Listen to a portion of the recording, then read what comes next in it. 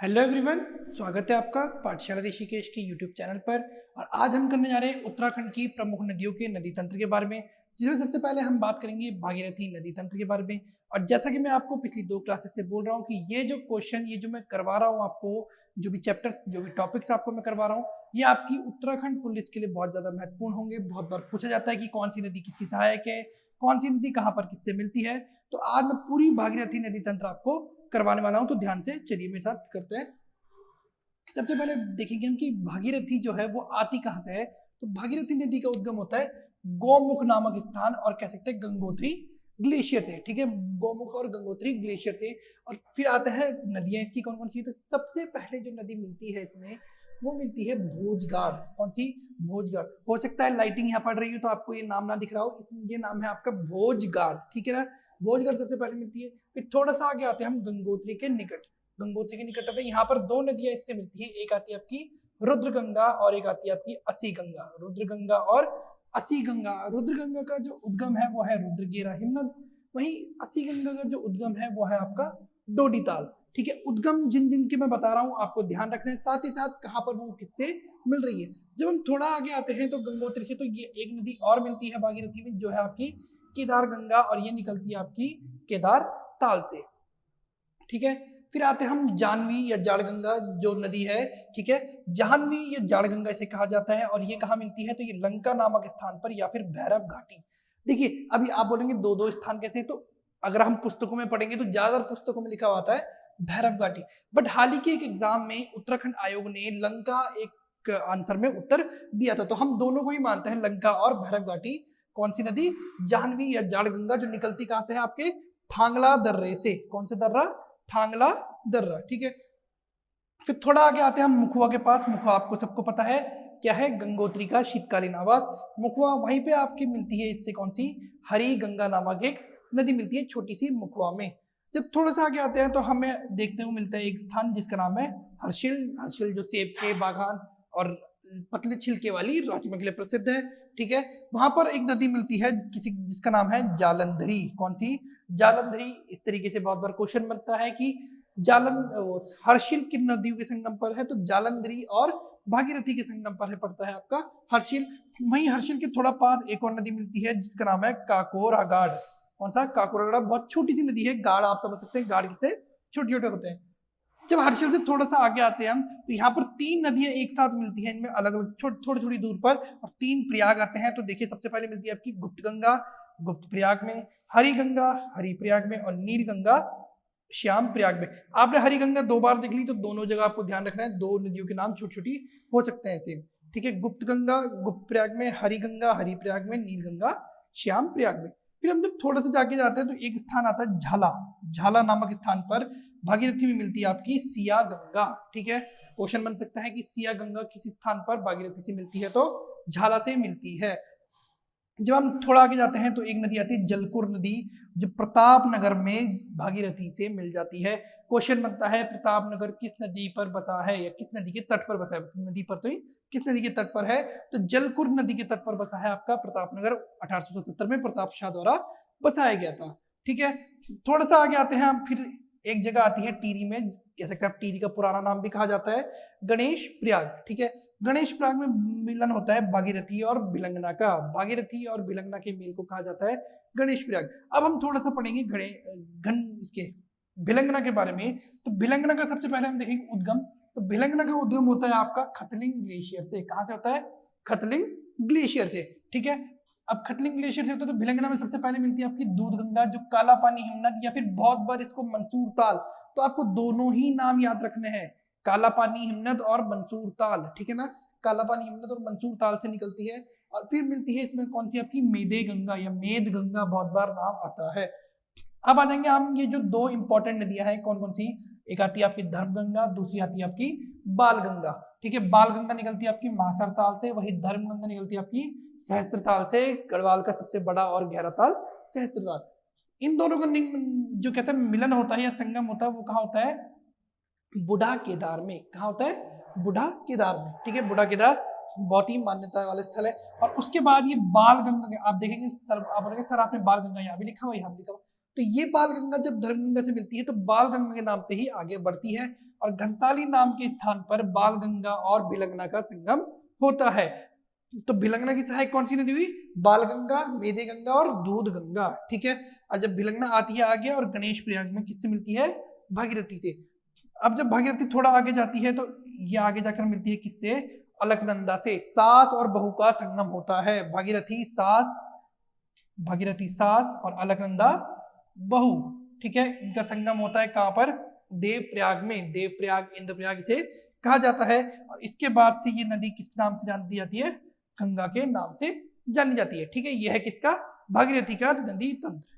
चलिए अब हम देखेंगे अलकनंदा नदी तंत्र को। ठीक है, ये अभी मैंने इसमें आधा नदी तंत्र बनाया है, फिर आगे हम इसे कंटिन्यू करेंगे क्योंकि बहुत बड़ा और था, पूरे बोर्ड में आना मतलब पॉसिबल नहीं था।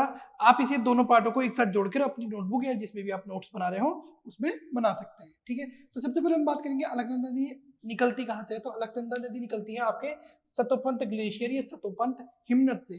ठीक है, तो सतोपंत हिमनद से जब निकलती है तो ये बहुत छोटी धारा होती है। इसको मुख्य पानी कौन प्रपात करता है, मतलब मुख्य पानी कौन देता है, मुख्य जल कौन देता है? तो ये करता है आपका वसुधारा प्रपात। ठीक है, वसुधारा इसकी मुख्य जल धारा कह सकते हैं आप है।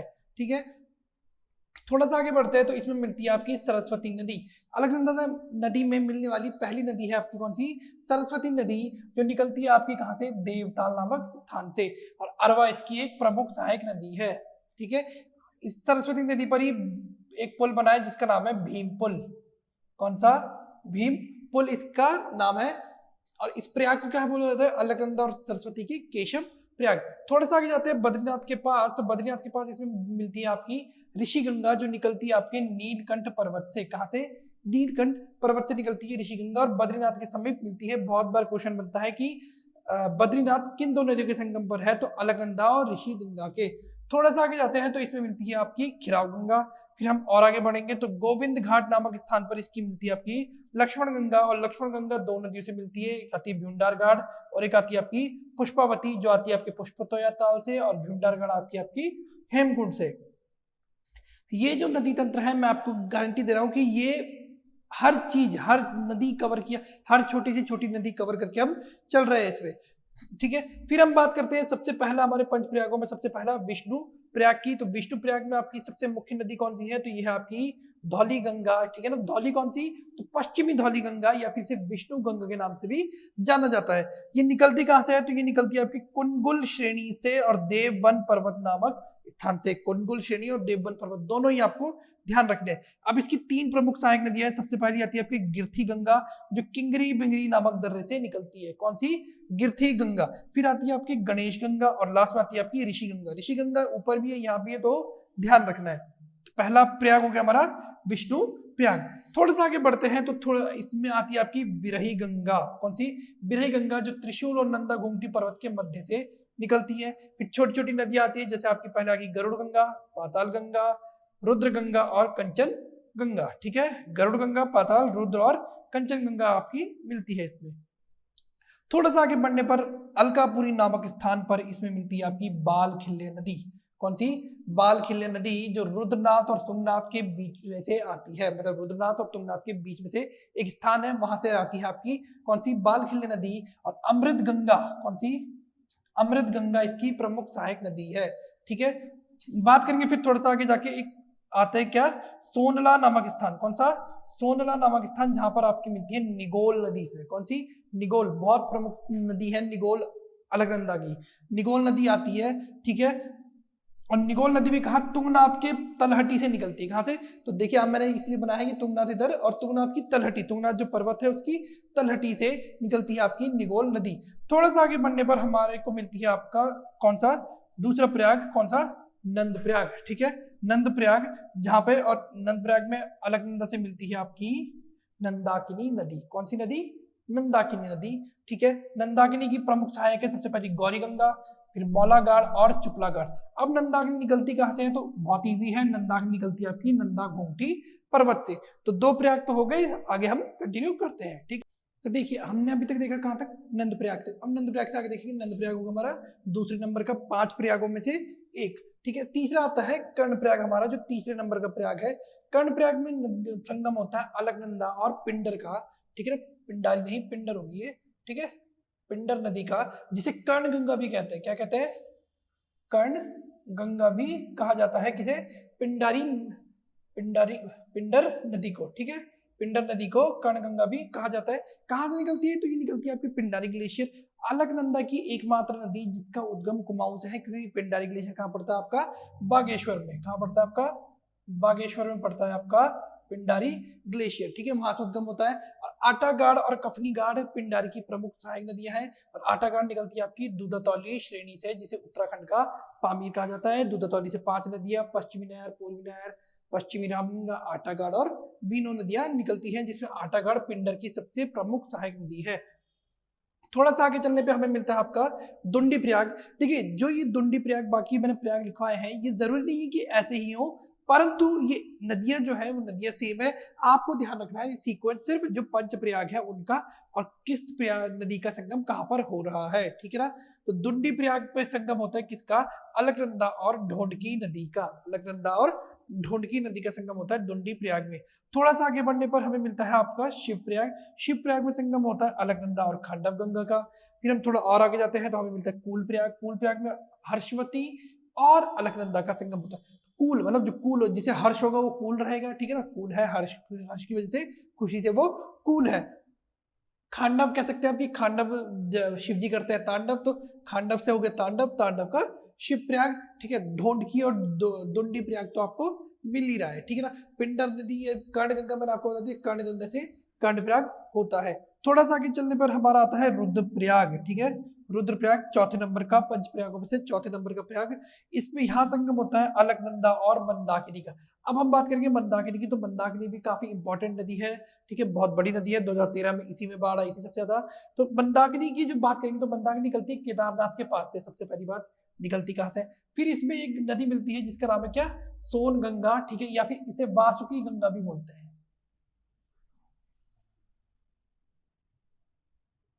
वासुकी गंगा, ठीक है ना। सोन गंगा या वासुकी गंगा क्यों बोलते हैं? क्योंकि कहां से निकलती है? वासुकी ताल से। वासुकी ताल से ही निकलती है, ठीक है। तो सोन गंगा, सोन प्रयाग बोला जाता है, ठीक है ना। ये वासुकी प्रयाग भी बहुत बार बोला जाता है। फिर एक और गंगा नदी मिलती है इसमें, कौन सी? ये तो सोन हो गई और ये हो गई सोम गंगा, ठीक है। सोन गंगा और सोम गंगा दोनों अलग अलग, मतलब बहुत बार नाम आता है, जरूरी बहुत की अलग अलग हो। बहुत बार ये होता है कि ये कंफ्यूजन रहता है कि सोन और सोम अलग अलग है, तो आपको ध्यान रखना लगभग सेम ही है, सोन गंगा और सोम गंगा, ठीक है। सोम गंगा कहाँ मिलती है? सोमप्रयाग में। बात करेंगे मधमेश्वर से आती नदी की, जिसका नाम है मधुगंगा, बहुत ही ज्यादा इंपॉर्टेंट नदी मंदाकिनी की। मधुगंगा आती है मधमेश्वर से, और कहा? काली मठ के पास किसमें मिल जाती है? मंदाकिनी नदी में मिल जाती है। थोड़ा सा आगे बढ़ने पर एक प्रयाग आता है जिसका नाम है सूर्य प्रयाग, और सूर्य प्रयाग में संगम होता है मंदाकिनी और अलसतरंगिणी का, ठीक है। और साथ ही साथ रुद्रप्रयाग के निकट एक और नदी आती है जिसका नाम है रावण गंगा, जिसका संगम मंदाकिनी से होता है, और फिर वो रुद्रप्रयाग में आके अलकनंदा से मिलती है और बनाती है आपका रुद्रप्रयाग, ठीक है। थोड़ा सा आगे बढ़ने पर हमें मिलता है अब जगदीश प्रयाग, जो संगम है अलकनंदा और पट्टावती नदी का, ठीक है। लास्ट में आता है हमारा देवप्रयाग, पंच प्रयागों में से पांचवा देवप्रयाग, जहाँ पे अलकनंदा और भागीरथी का संगम है। भागीरथी हम पढ़ चुके हैं, अलकनंदा भी हो गया, और आगे जाके ये बनती है यहाँ से क्या? गंगा, ठीक है।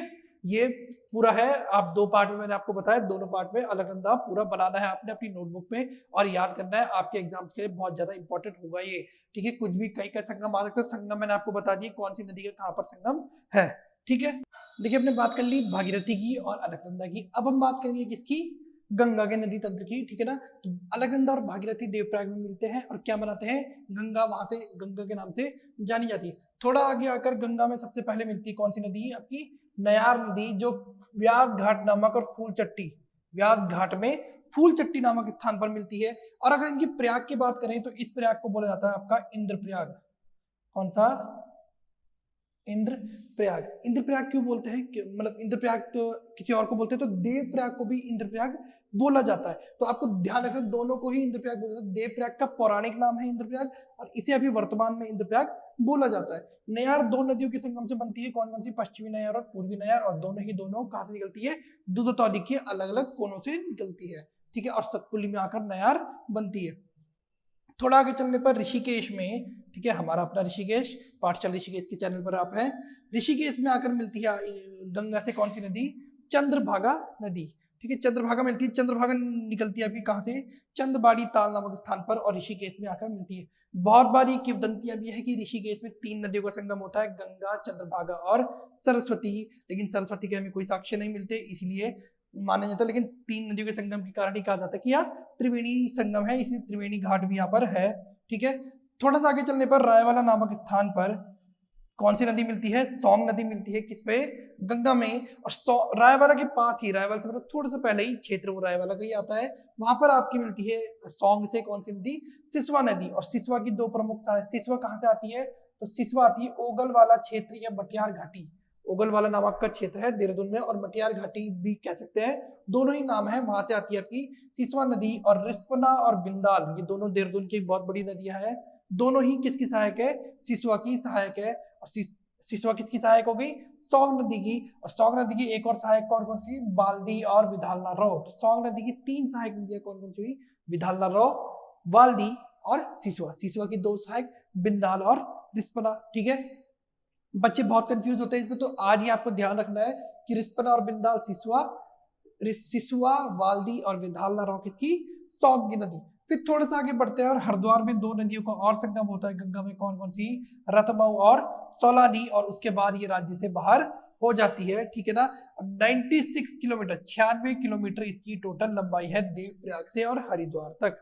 ठीक है, लंबाई बहुत बार पूछी जाती है, तो 96 किलोमीटर लंबाई है देहरादून से और देवप्रयाग से और हरिद्वार तक। ठीक है, ये थे अलकनंदा, भागीरथी और गंगा तंत्र। अगली वीडियो में हम बात करेंगे यमुना और काली नदी के तंत्र के बारे में। तब तक के लिए जुड़े रहिए पाठशाला ऋषिकेश के साथ। अगर आपको वीडियो पसंद आई तो वीडियो को लाइक कीजिए, शेयर कीजिए। साथ ही अगर आप क्वेश्चन सीरीज करना चाहते हैं तो हमारे चैनल पर पहले से क्वेश्चन सीरीज की टॉपिक वाइज वीडियो पड़ी है, आप उन्हें कर सकते हैं। साथ ही साथ हमारे टेलीग्राम चैनल पाठशाला ऋषिकेश ग्रुप सी को ज्वाइन करके क्विज में पार्टिसिपेट करें और अपनी तैयारी को और मजबूती दें।